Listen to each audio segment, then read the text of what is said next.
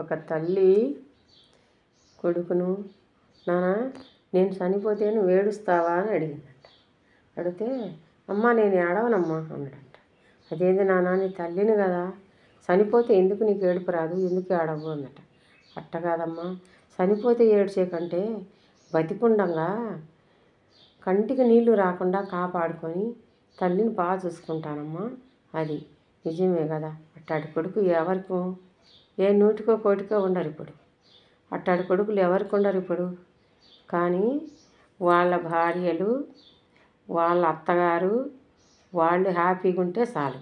కానీ ఆ మొగుడు తరపోళ్ళు ఎవ్వరు ఉండకూడదు. అత్త ఉండకూడదు, మామలు ఉండకూడదు, ఎవ్వరు ఉండకూడదు. వాళ్ళే ఉండాలా, వాళ్ళే బాగుండాలా, వాళ్ళ తరపోళ్ళ కడికే పోవాలా, వాళ్ళైతే బాగుంటారు.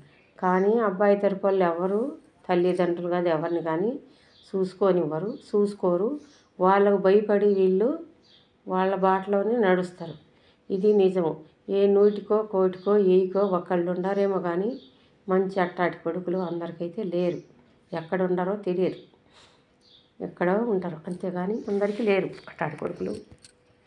కానీ చూసుకోవాలా, భార్యను చూసుకోవాలా, వాళ్ళ తరపున చూసుకోవాలి, వీళ్ళని కూడా చూసుకుంటే అది మంచిది. కానీ వీళ్ళనే చూసుకోకూడదు, వాళ్ళనే చూసుకోకూడదు.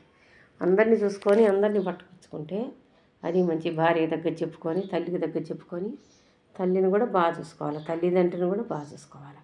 కానీ ఇప్పుడైతే తక్కువ లేరు. భార్య ఏది చెబితే అదే, భార్య ఏది చేయాలంటే అది చేయాల్సిందే.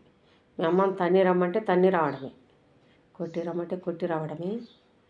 ఏమన్నా వాళ్ళకి ఏమి ఇయ్యొద్దు, పక్కకు నెట్టమన్నా నెట్టేయటమే. ఇది అట్టుంది ఇప్పుడు సమాజంలో.